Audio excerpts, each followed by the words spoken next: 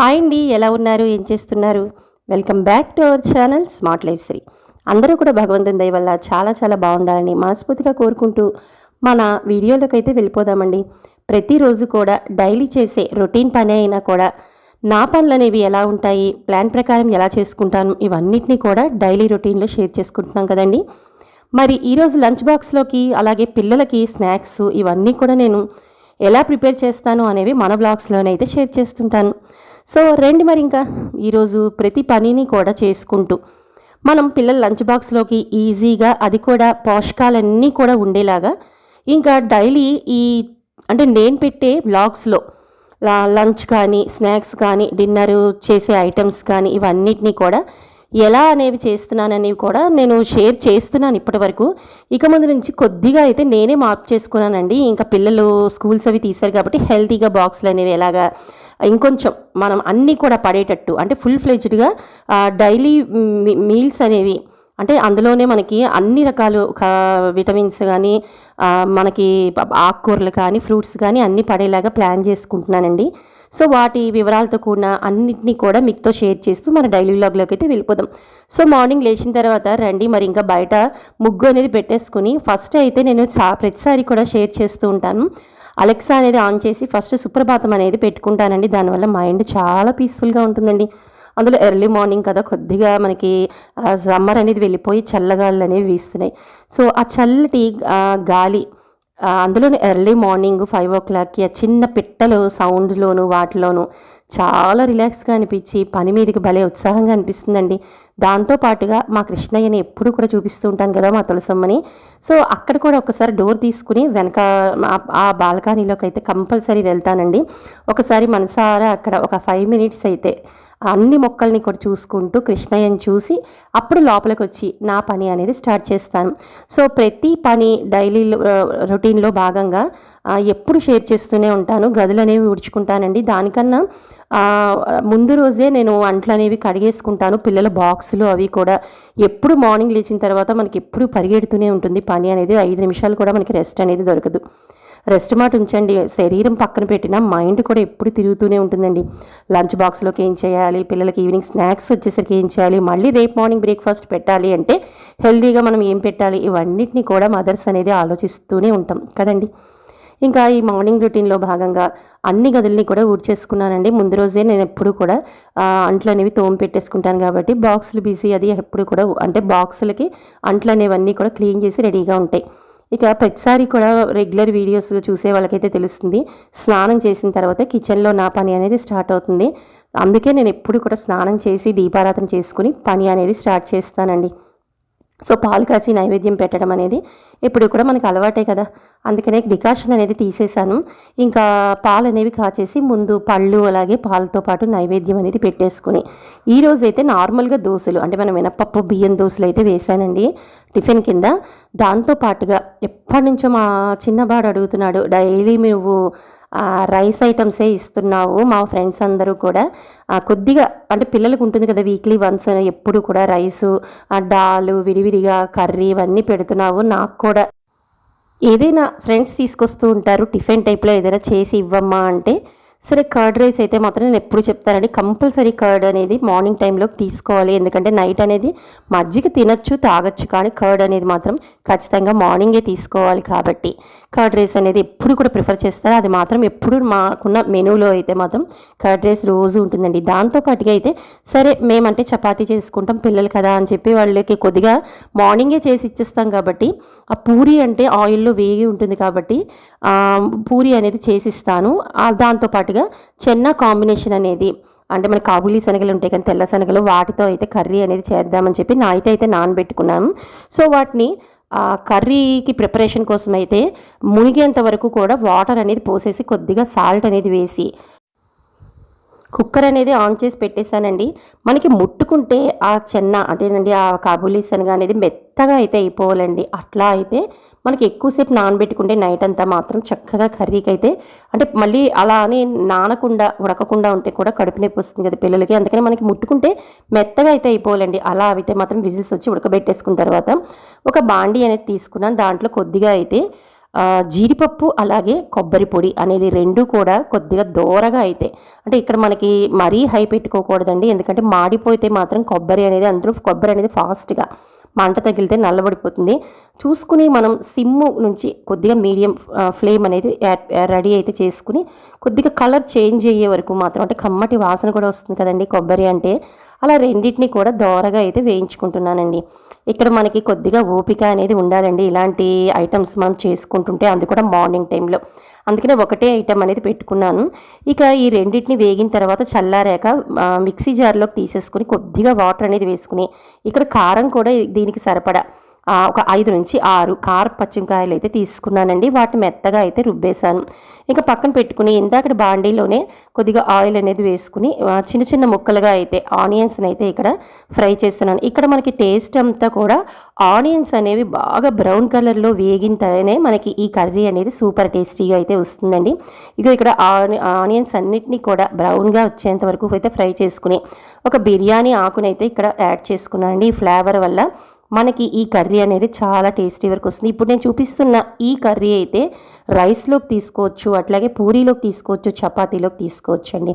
ఇంకా ఇట్లా వేగిన ఈ ఆనియన్స్లోకి అయితే అల్లం వెల్లుల్లి పేస్ట్ని అయితే ఒక స్పూన్ వరకు అయితే వేసుకుని, అల్లం వెల్లుల్లి పచ్చి వాసన పోయేంత వరకు కూడా దోరగా అయితే సిమ్లోనే పెట్టుకుని వేయించుకుంటున్నానండి. ఈ ఫ్లేవర్ తగిలేసరికి మనకి కూర అనేది చాలా కమ్మగా అయితే మంచి వాసన అనేది ఇక్కడ నుంచి అయితే స్టార్ట్ అయిపోతుంది. సో అల్లం పచ్చిమిర్చి కూడా మనకి ఇక్కడ ఆల్మోస్ట్ అయితే పచ్చివాసన పోయాక వేగాక ఇక మసాలాలన్నిటినీ కూడా యాడ్ చేసుకుంటున్నానండి. ఇందులో మసాలా అంటే ఏం లేదు, కారం, పసుపు, రుచికి సరిపడా ఉప్పు ఇందులోనైతే వేసుకుంటున్నాను. అలాగే ధనియాల పొడి, కొద్దిగా వేయించిన జీలకర్ర పొడి, ఈ వీటితో పాటుగా కొద్దిగా మీకు చెన్నా మసాలా బయట అమ్ముతారు కదండి ఎవరెస్ట్ వాళ్ళది, అది వేసుకున్నా పర్లేదు, లేదు అంటే గరం మసాలా వేసుకున్నా కూడా ఇక్కడ చాలా బాగుంటుంది. నేనైతే గరం మసాలా వేసానండి, రెడీగా పౌడర్ అనేది లేదు, కానీ టేస్ట్ మాత్రం సూపర్గా అయితే వస్తుంది. సో ఇక్కడ అన్నిటినీ కూడా వేసేసుకున్న తర్వాత కొద్దిగా మనకి ఇక్కడ ఫ్రై చేస్తూ ఉండగా అన్ని మసాలాలు తగిలిన తర్వాత మనకి నూనె అనేది విచ్చుకున్నట్టుగా ఉంటుందండి. అంటే మనకి నూనె అనేది పైకి తేలి ఫ్రై చేసినవన్నీ కూడా ఇట్లా మనకి ఫ్రై అయిపోయిన తర్వాత ఒక 2 టమాటాలను అయితే మిక్సీ అనేది చేసుకుని టమాటా ప్యూరీ అనేది కూడా రెడీ చేసుకుని, ఆ టమాటా ప్యూరీని కూడా ఈ ఫ్రై అయిన ఆనియన్స్ అట్లాగే మసాలాలు పొడి వేసాం కదండి దాని మీద అయితే వేసేసి అవన్నీ కూడా కొద్దిగా ఒక 5 to 7 minutes ఫ్రై అయ్యి మూత పెట్టి తీసిన తర్వాత మనకి ఇలా కనిపిస్తుంది. ఇట్లా ఫ్రై అయిన ఈ గ్రేవీలోకి ఇందాక మనం జీడిపప్పు అలాగే కొబ్బరి అయితే మిక్స్ చేసి ఉంచుకున్నాం కదండి, ఆ ముద్దను తీసుకొచ్చి ఇక్కడైతే వేసేసానండి. ఇప్పుడు ఇవన్నీ కూడా ఒక 5 నిమిషాల పాటు మూత పెట్టి మగ్గించుకుంటే చక్కగా అయితే వేగిపోయి ఆ స్పైసెస్ అన్నీ కూడా పట్టి కమ్మటి వాసన వస్తూ ఉంటుంది.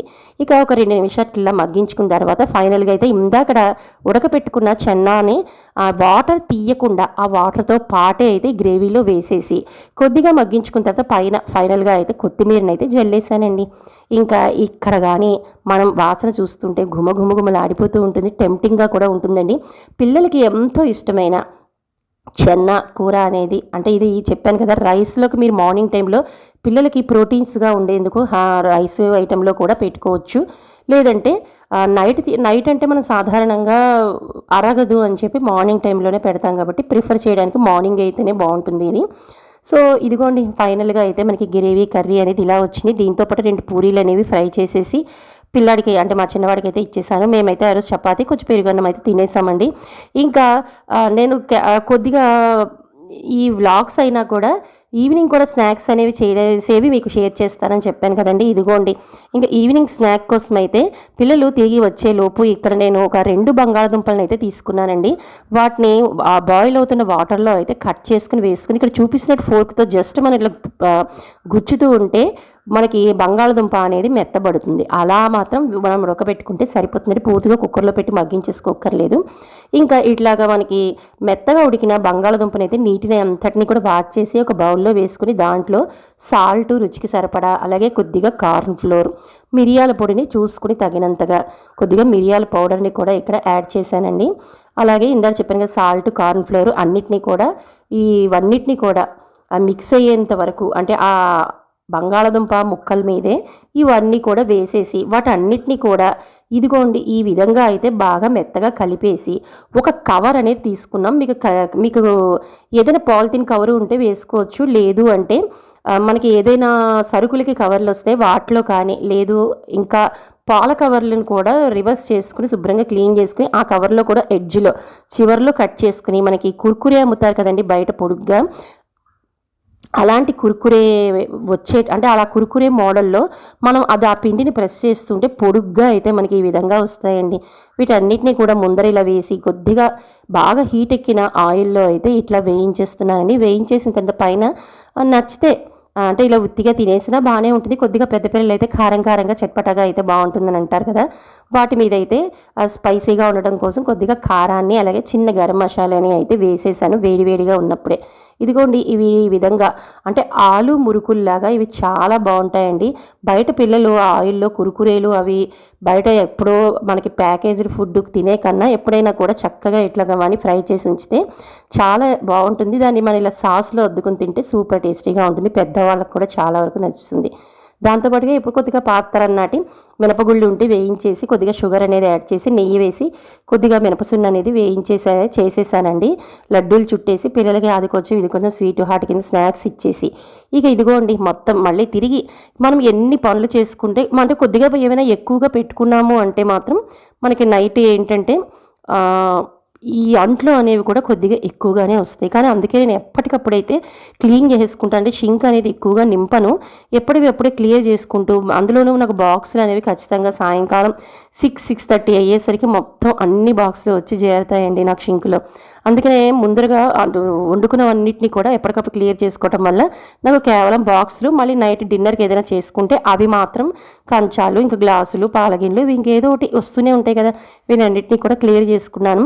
ఇక మీకు మర్నాడు చెప్తూనే ఉన్నాను, మన మైండ్లో మర్నాడు మళ్ళీ తిరిగి వాళ్ళకి హై ప్రోటీన్గా అలాగే కార్బోహైడ్రేట్స్ కానీ ఆకుకూరల ద్వారా కానీ ఎలా మనకి పిల్లలకి పంపించాలి అనే ఆలోచనలోనే ఎక్కువ ఉంటాం కదండి.